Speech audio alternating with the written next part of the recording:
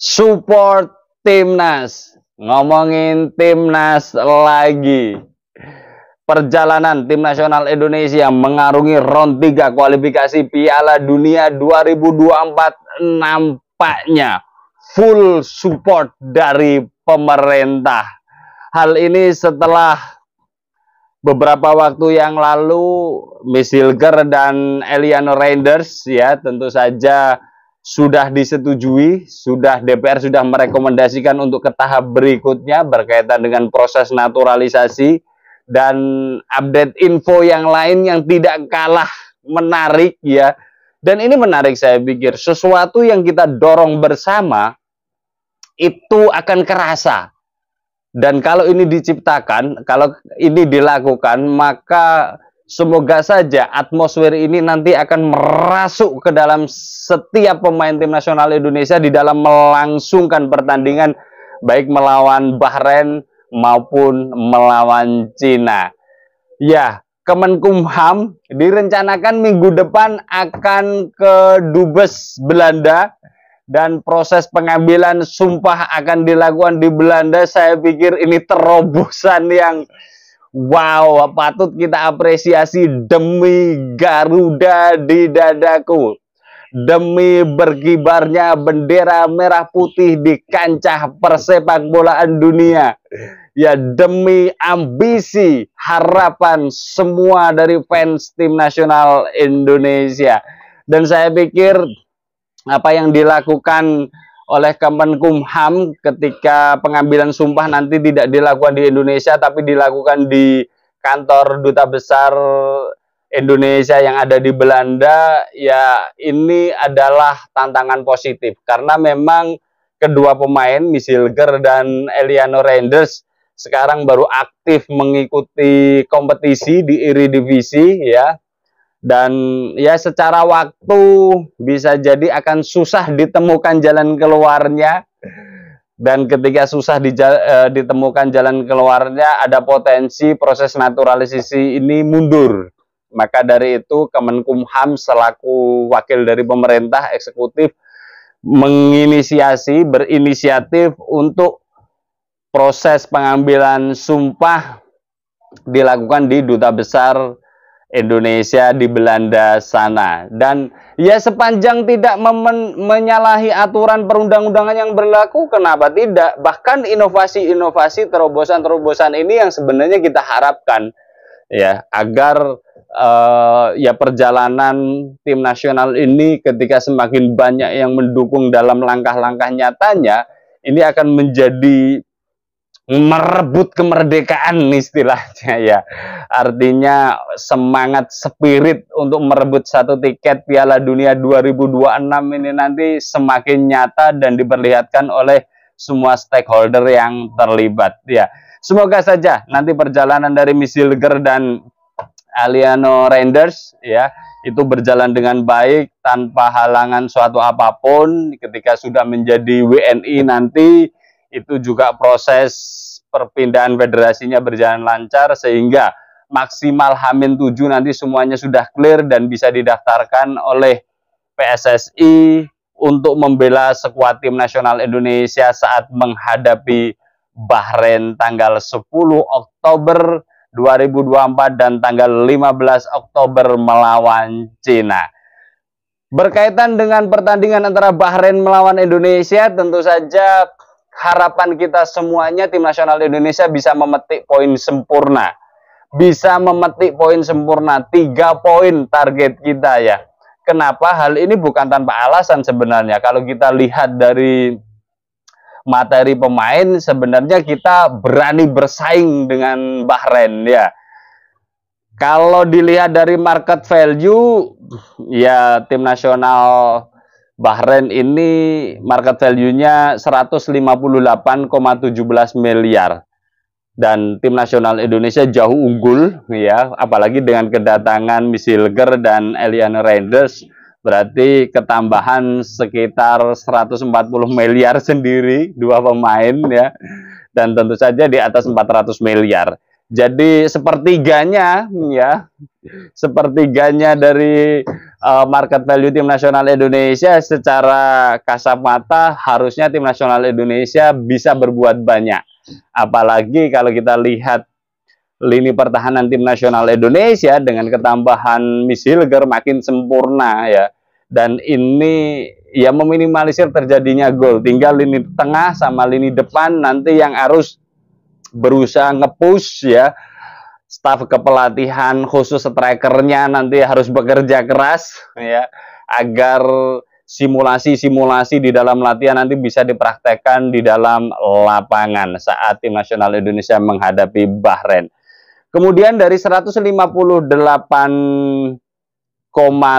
miliar itu ya, kalau kita lihat lebih dalam skuadnya, di sini ya para pemain Bahrain tidak ada yang lebih dari 10 miliar. Ada satu, yaitu gelandang serang Komel Al-Aswad, usianya pun sudah 30 tahun ya, mendekati usia uzur.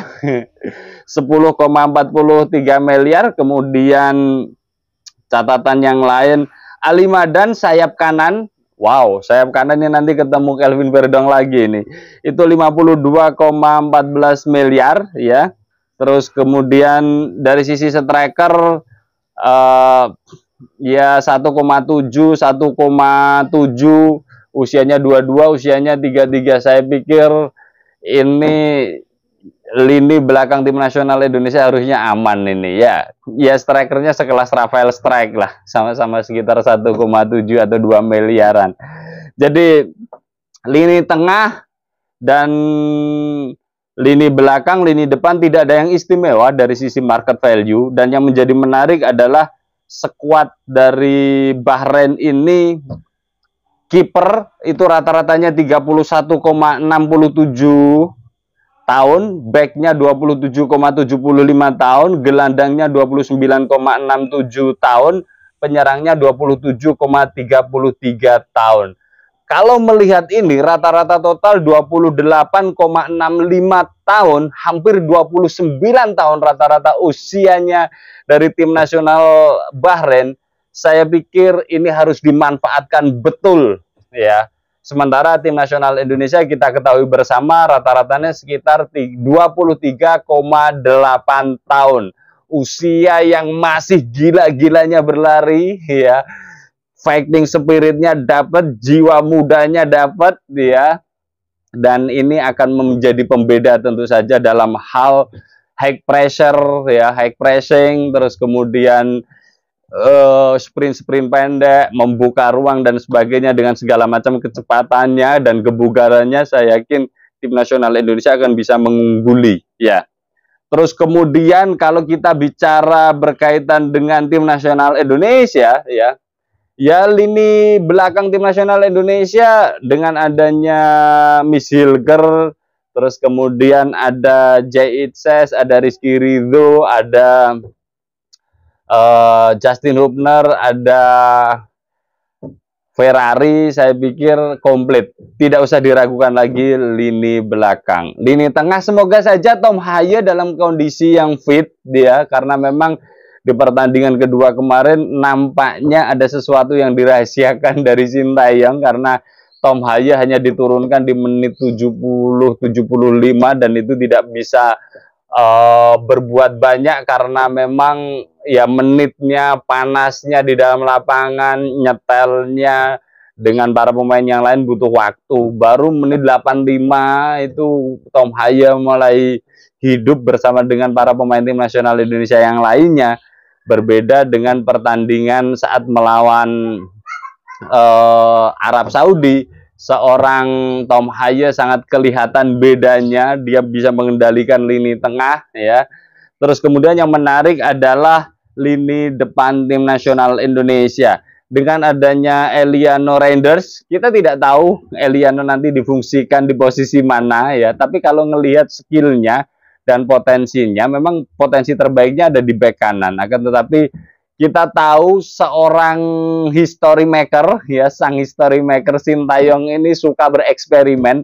Barangkali nanti ditaruh di sayap kanan atau penyerang kanan itu juga sangat menarik. Kita tunggu eksperimen dari seorang Sintayong ya, dan ini yang jelas akan menjadi pembeda. Jadi meskipun bermain di kandang Bahrain, harusnya dengan melihat statistik ini kita bisa melewati Bahrain dengan baik ya.